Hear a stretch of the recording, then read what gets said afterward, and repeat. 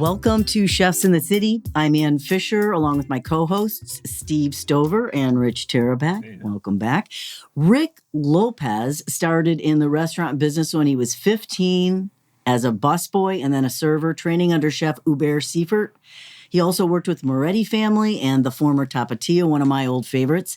He opened his first restaurant in 1996, the Crescendo Pastaria in Shawnee Hills. And in 1999, he opened the first La Tavola in Powell, which moved to Riverside Drive, and then to its current location on First Avenue in Grandview. Both La Tavola and its sister restaurant Lupo in Upper Arlington have been recognized as Best New Restaurant by Columbus Monthly and always are on our Chefs in the City top restaurants list. So, Rick Lopez, welcome to the show. Well, thank you so much. I appreciate it. It's great being here. It's a family affair for you. Oh, totally. Tell us about that. Well, actually, it goes back to when we opened our first restaurant, Crescendo Pastaria. I was working at the Westin Hotel, and, I had my fiance, Krista, and we got married, and she married into the business. And basically, when we got back from our honeymoon in Italy, that's when we opened the restaurant. And it's been family ever since. I mean, it's, now my daughters are both working in the restaurant, Viviana and Kiara, or she likes to be called Kiki. I would too. I think it's cool.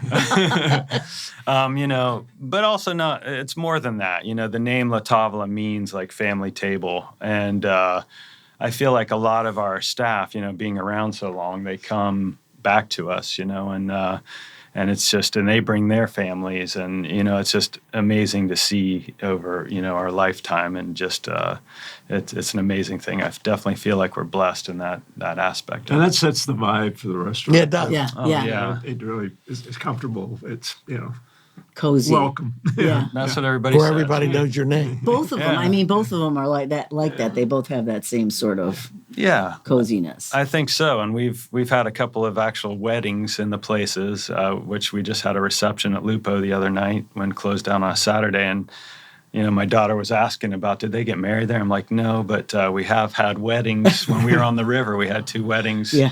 I mean, that scene was beautiful. Yeah. And, and it's just people are very comfortable. And even when I get Italian winemakers that come in for dinners, they just, they love the food, the atmosphere, and they say it reminds them of home, and that's like the biggest compliment to me, You brought it back from the honeymoon. Oh, yeah, definitely. And that's really what we wanted to do. And I know as, the times today, people aren't, they're in a hurry, and, we're just trying to slow them down, that we cook everything by hand, and, we have 10 burners, and, sometimes your food takes time, and you want it to. You don't want a bag being opened and, stuff that's all pre-cooked somewhere, and, so I feel like we've stayed true to our mission of making everything, by hand, and just, like your grandma would, or your mom, or, your father. My dad always cooked as well, so, Lupo's become sort of an Upper Arlington gathering place now, too.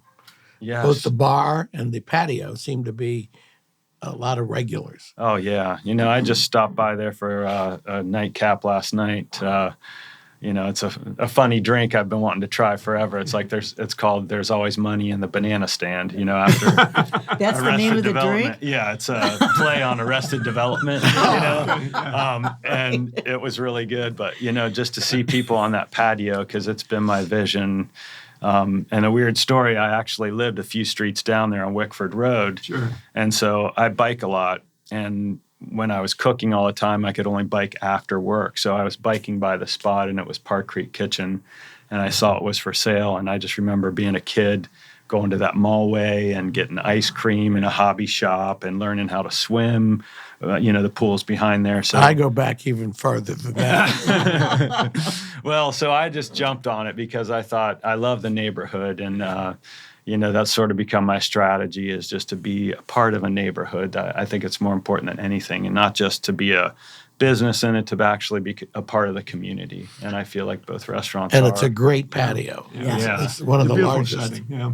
Yeah, I was saying before we got started, I'm not sure we ever give it enough credence, although you always bring it up when we talk about patios and things like that, but it's so spacious, it's so airy, but you've really gone the extra mile with that place. Well, I'll tell you, Patrick, the general manager, he does all the outside plantings and he's responsible. And if you go right now, it's like at its peak. It's amazing. It's beautiful. And especially, I'm always like, it should be, in the summer, I feel like it should be at 9 o'clock when the sun's going down, like it should be full, but it is in the middle of Upper Arlington. And so it's a nice quiet setting. And I really just think it's getting there. I hope it gets busier and busier. And, it seems like it did this year as well. Good. So. And you've got a new chef. Is that right? I do. I have a new chef, Chef Courtney Nielsen. This is at Lupo. This is at Lupo. Yeah. And she actually... we go back. She helped. She worked for me at Need, and she helped open the Tavola in Grandview. I know she also in between there. She worked at the Keep, and she was most recently at the Goodale Station. Okay. And I mean, she was responsible for that amazing menu there. And we went to eat all the time. She's super talented, and I think that's really starting to show. I've had a lot of my regulars that go to both restaurants just say how the menu's been received, and I've been eating there a lot too, and I have to agree, but I'm a little biased. Any outstanding items people would Well, she's been doing. She had this beef tartare that was on this milk bread, and that was amazing. I think we had to eat 2 of those when I was with my daughters. You had to, yeah. She has a lamb dish right now. It has like a corn curry sauce on it and roasted vegetables. I mean, just taking advantage of the seasonal ingredients. Right. I know actually, there was just an article about her burger, about high-end restaurants with a burger. And I think a couple of guys in this room were quoted. We were. Yeah. And it's just, using Blues Creek meats, and it's just the same philosophy that we do at La Tavola, the local farmers. And, I think most of her dishes have been very exciting, and I'm trying to think of what she's doing now. She's doing like a octopus carpaccio she was rolling out. And she has this, I've been trying to eat healthy, balance it with some other things. And her vegan tadka is an amazing dish as well. And I mean, if you just go down, and the best way, it's still, tapas aren't received well here in Columbus for some reason, but I still think like the sharing part, just get dishes and share. Oh, the pork shank. That was one of the things I had that I went nuts for. And she did also like a Korean barbecue eggplant. That was amazing. Wow. I mean, it's just, the list goes on. If you look at the specials, just highlight her talents. Yeah. And how would you describe the menu?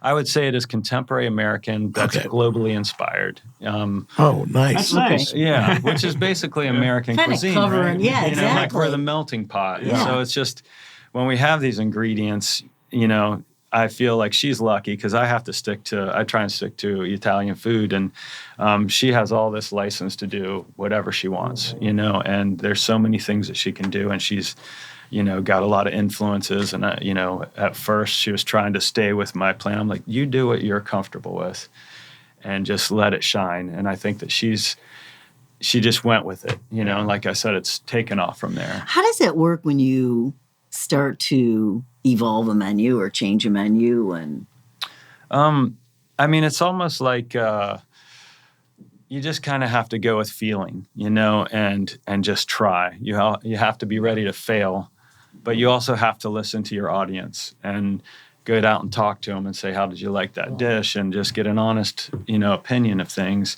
And, bringing up Patrick again, at Lupo, because he runs that joint, and he has a relationship with customers, and he's a good solid wall.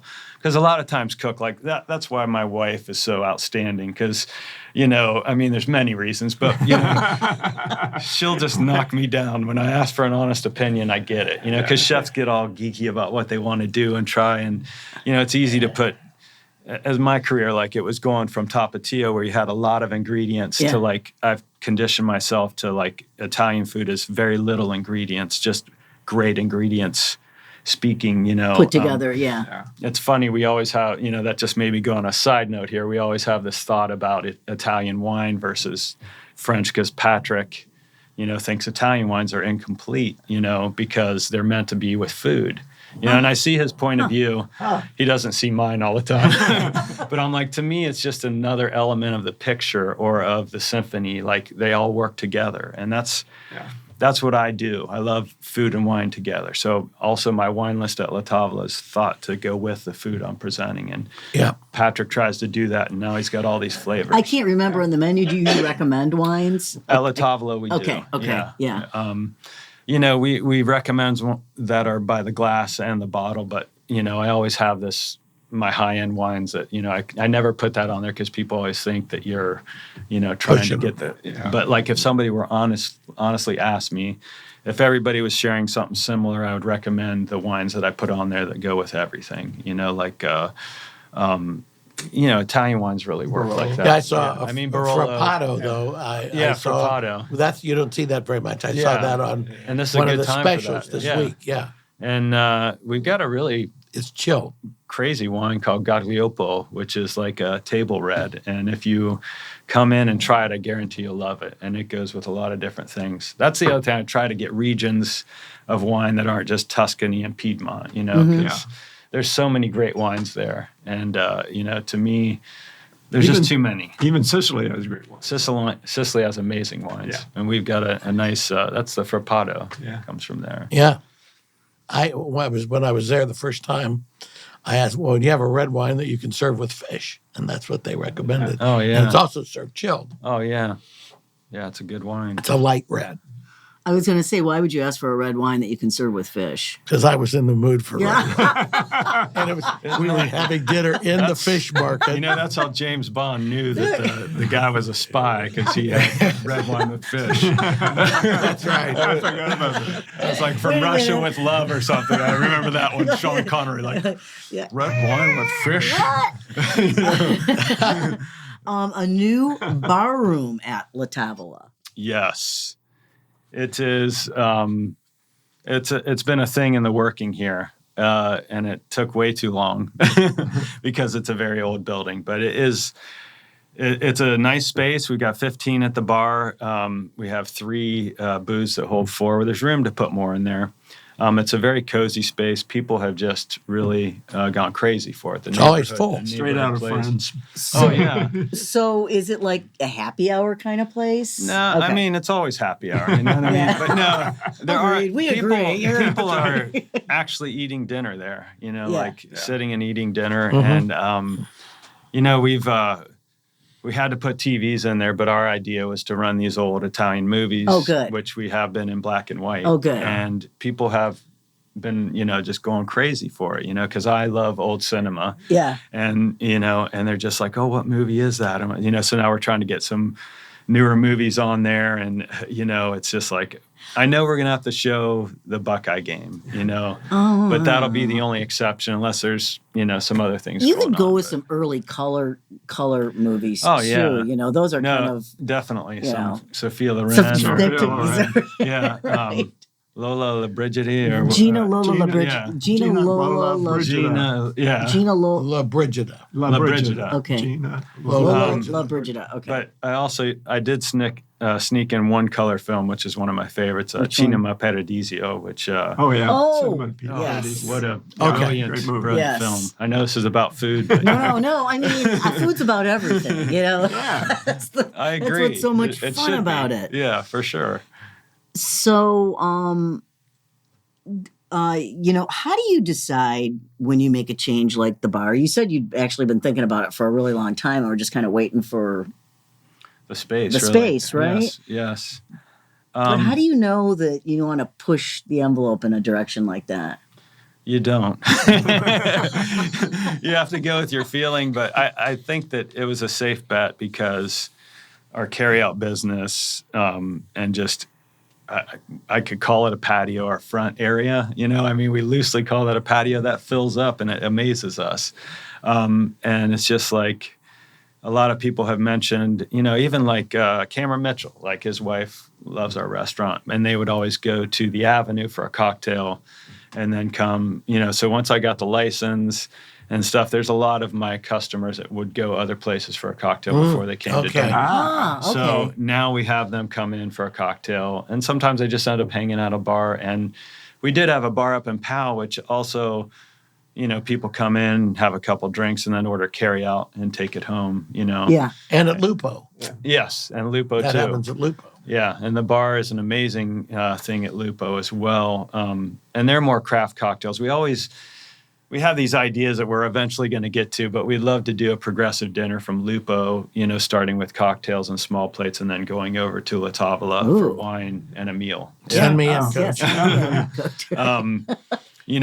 And then one of the other ideas, which, I might get started in November, is where I will do a Sunday over at Lupo because they're closed, of just like me getting back to my roots and cooking risotto and things that take a little longer for the people that wish to come in and get them, because also I miss cooking. Like I'm a glutton for being on the line, and that's really what I got into. Is that going to be for. mostly a carry-out then? Or are you going to have actually... If I want... No, Sunday? it would be like a wine dinner almost, like a Okay. pairing. Okay, cool. Private. Yeah. Yeah, like people would sign up for it. And that way, like, whenever I have, because I do these wine dinners and, I try and get the winemakers to come in on a Sunday so that we could do it at Lupo, just because they're closed on that day. Yeah. And it's always hard to do a wine dinner at La Tavola because we have to shut down. And usually I get like 2 weeks notice and it's like, I can't sell this thing. And, people have plans, they're doing stuff. And, Couldn't you do a wine dinner and just like in the center space, let people come in? At Lupo or at La Tavola? No, at La Tavola. We used to have a family communal table too. Yeah, we still have 2 of those. That's hard as well because, we'd have to shut down to do the dinner. We can't stay open. So that's usually where we'd put the tables in one long row. Right. And, it's what I live for. Talking about food and wine. And, it's just like when you get somebody, a winemaker or somebody that represents them that can come in and tell people about the wine. That's really what I live for. I guess that'll work perfectly. I see. Lupo. Yeah.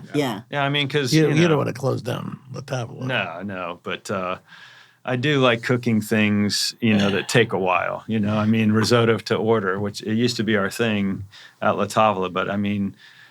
the guy cooking it, that really has to be the focus. And, you can't like sandbag it or anything. You know what I mean? Like you can't, a lot of restaurants, they'll pre-cook it and throw it out on a sheet tray to let it cool. And, that's not acceptable. That never turns out well. Yeah, definitely not. So, I just feel like we're missing a little of that. And so, through our wine dinners and special events, we'll special events and wine dinners and more of that communal dining, that whole thing is really starting to take off since the pandemic. Oh, yeah. I feel like people have just started to see this different feel for what people want to get out of an expensive meal. Oh, yeah. I think so. I mean, they do. And then also the waiting thing. I feel like people are in such a hurry. They need to slow down and be acceptable of, this is, put that phone away, sit down, relax, enjoy the people you're with and enjoy the food. Yeah, go ahead. Take your time with your cocktail. I'll be back to take your order whenever you're ready. You don't have to, that whole feel. And that's your evening. You're not going to, that's the event. That's and it's the event greatest social convention. Oh, yeah. Sharing a meal with friends and wine. But I do think coming out of the pandemic, that's one of the things, you see, just more people, I think, going back to that and getting together. One of our things, which was a blessing and a curse, is our carryout business at La Tavola. Like that took off. And so now it's just like always there. And that's like adding another 30 seats on top of the 30 we just added. And, How do you feel about your food going into carryout? Like, how does that... Is there some stuff you just wish people wouldn't order for carryout because you don't feel like it's going to make it in the right shape? Some things don't travel. Chef Courtney was telling me, at Lupo, that beef tartare, like some guy, after he had one there, got one to go. And I was like, ooh, tartare to go. Leave it in a hot car. A little warm. Also, she has like a tuna tostada there, like, and it's... And it's raw tuna, and it's ceviche, like, and it just, somebody gets that to go too. We're like, well, okay. It reminds me of like, there was a thing of this old Sardi's waiter. I don't know if you remember the restaurant Sardi's in New York, but the waiter was like, talking about special requests from guests, and somebody ordered the tartare and they asked if they could cook it well done. And he was like thinking, oh God, I've got to go ask the chef this, which he did. And he said, a pan came flying at him or something. It's like, I'll just never forget watching that, because that was the funniest thing I ever heard. Somebody wanting tartare cooked. Like missing the point. It was a hamburger. It was an expensive hamburger, man. Wow. Of all tenderloin. What? So how? It kind of drives me crazy. We go out, or I'm out, and someone starts to complain. Well, they don't have anyone working here. I mean, they don't want to wait. And you've brought that up a couple times now. The people just don't want to wait for anything. But staffing has been an issue at a lot of places. And they're staffing differently. They're booking differently. Reservations are different now. How did the pandemic affect how you everything? And you really got your hand on the pulse of the restaurant here, because, I worked in restaurants. Hiring never cooked, people is just, we talk about it daily. Like, it's just hard to find great help. Going back to Hubert, like you were trying to get into that kitchen. You know what I mean? And he used to say, you should pay me to work here. Because it was like, it sounds like training. It was like a bunch of knowledge you were on the job learning. And it was like everybody was proud to be there and competitive. And it's hard to find, people that love cooking and love to, that's one of the most difficult things. I've even reached out to Columbus State with an email. They never even returned it, and I, just trying to get students or, wow. And you have to pay these places. We can fix that. We'll fix that. You have to pay like Indeed, to get candidates, and you get all these things and nothing ever comes of it. Because that's how everybody's looking for a job now. Oh yeah. It's like through Indeed online, and then your other point about like reservations, like Open Table and stuff, they all cost money, so when people complain about how prices are going up, which everything has gone up, like somebody found one of my old menus and said, well, this says it was $11. I'm like, that menu's from 10 years ago, or some crazy menu like when we first opened at La Tavola. Like, where'd you find that online? Go to our website. Here's tonight's menu with the date on it. Because everything's just going up and down. But, Open Table costs a lot.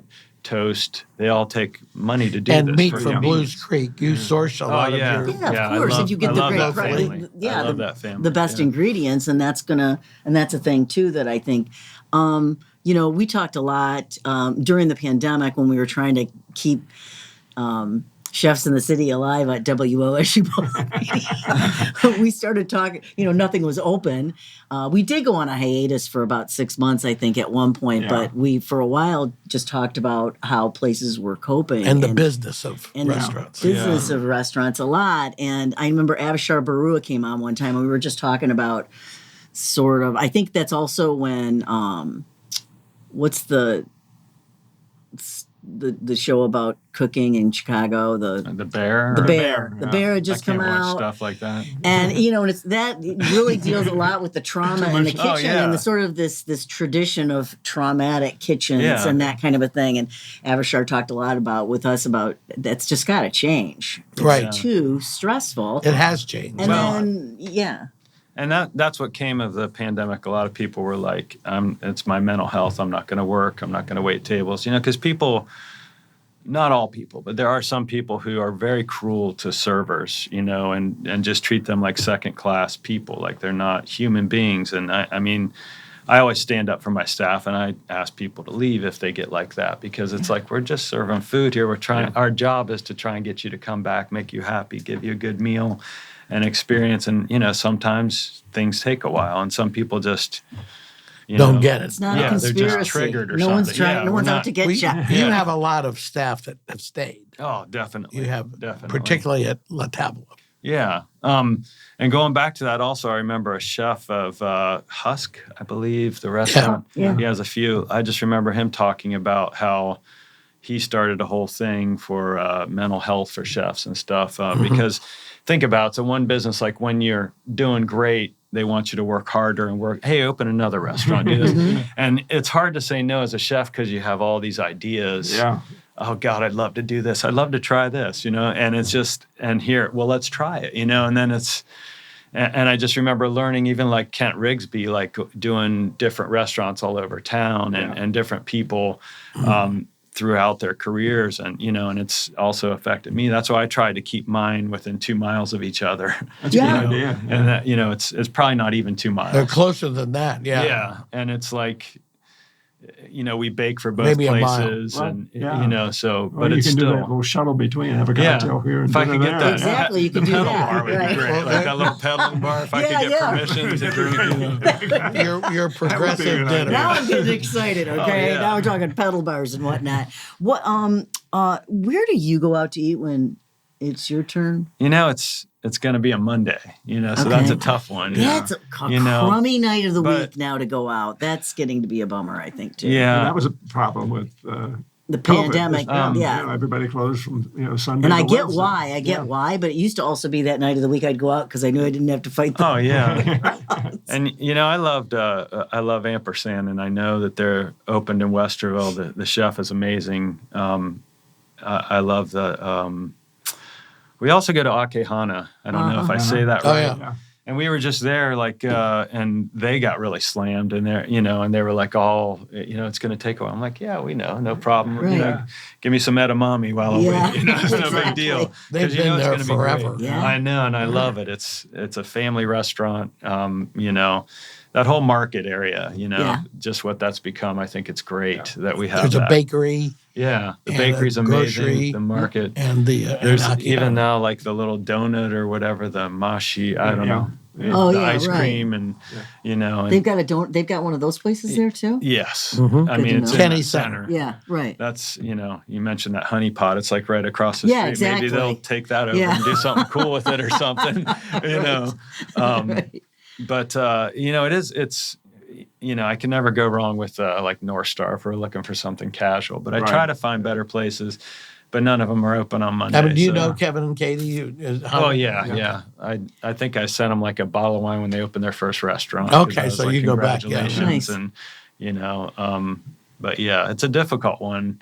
That's why I would like one of my plans would be to get Lupo open on Monday if we could ever find the staff to do that. Yeah. But back to that issue. Yeah. But Yeah. because La Tavola kind of became like the restaurant industry. We used to get Handkey would come in when we were on the river, and Elena, a friend of mine, like we would have all these. We chefs remember and- Elena. Yeah. So From Elena's? Is that what you're from talking Elena. about? Yeah. yeah. Elena, she also worked at Gourmet Market. Okay. I mean, there's so much talent that came out of that place, and but the industry people need a place to go to. So, that's why I think if you get those people to go to your place on a Monday or a Sunday, that starts building the business, Right. And, that's, it's a difficult day, but because we all need a day off, at least At least. one as a restaurant, but it should be two. But even the building, everything needs to rest. People, the building, Yeah. I mean, we're always we want everything. We can get something at the touch of a button now. I mean, and I think, it's probably good, but it's bad too. Well, Bozzi's only open, for example, Wednesday through Saturday. Bozzi Yeah. Italian. That's pretty See, that's amazing. pretty typical. I noticed Post-COVID, Joya's was open this week. It used to not be open till Wednesdays, and now I think it's opening Mondays and Tuesdays. Maybe I'm wrong. But, just stuff like that you see people out.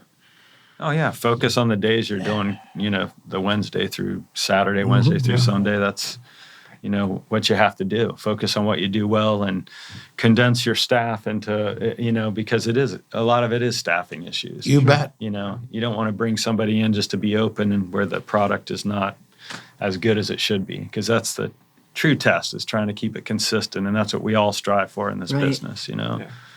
Consistency. In some places, you saw the menus sort of shrink or get, I don't like to use the word simplified, but kind of Yes. less to choose from, which if anyone's listening to this show has heard me say many a times, I just love it when they say, here's what's for dinner tonight. Oh, That's yeah. my fantasy. Yeah. I don't want to have to pick out something on a menu. I get no joy out of that because I want it all. But has that been part of The post-pandemic the era. post-pandemic thing? Food cost. Yes. So you can plan better when you have fewer. And it's also just a goal, and it's something we try to do, is to get it down, to something small. But then it's like, Yeah. I want to run this. You have all Yeah, these and ideas. you want to have specials. And And that's what was fun about tapas, is Yeah. you could do that, and you could rotate them. I think they're still tapas. They just call them shareables, and they call them different things. But there tapas is are 2 bites. Yeah, true. And I don't know why this town has a What was it, problem Les with that. Hershog's old The Dell? Remember that? Yes, Oh, I yeah. loved the Dell. The music, that was like Chicago in was just Columbus. cool. Yeah, Yes. definitely. And I mean, that's really a tough one. But, I went to recently, I was in Beverly Hills and ate at Evan Funke's restaurant. I don't know if you're familiar with him. He makes pasta by hand, and I mean no mixer, and he studied in Bologna. And so there's closed caption TV of him, or whoever, and they're making pasta, which they weren't that night, which I wanted to see, but, and they ran out of 2 of the 4 homemade pastas. But, what they also did was they said our dishes are for sharing, so order a bunch of things and, which we were going to do anyway as my whole family, so we tried everything. And that's what I think more like La Tavola and Lupo, you have to approach that. Maybe 4 people get appetizers, share a salad, and then split 3 entrees or 2 entrees. That's what we do now. And get a dessert. Ooh, Because I they got to can't eat mention them all anyways. the limoncello tiramisu at Lupo. If you have not had it, which is, another one of Patrick's ideas, because we were trying to come up with something that's consistent and great. And I mean, Sammy at La Tavola is making it for Lupo because we do the baking for Lupo there. And it's one of my favorite things now because I'm a lemon lover. I Me love too. dessert. And sold. You say lemons You in it, had I'm me sold. at limoncello. Yeah. If you go in and get that limoncello tiramisu, it's a great way with a little chamomile grappa at the end of the meal. Oh, that's even better. Let's The do it time just again. flies when you're having fun, and that is it. We are out of time for this Chefs in the City. Rick Lopez, chef owner of La Tavola in Grandview and Lupo's in Upper Arlington. Thanks for joining us. Oh, it's my pleasure. Hope you'll Thank come you, back. guys. Thanks to our viewers and our listeners for spending this time with us. Steve Stover and Rich Terapak. Until next time, as usual, look forward to seeing you. And remember, a great meal is best shared, as we've been talking about. So share this with your friends and family. And take care.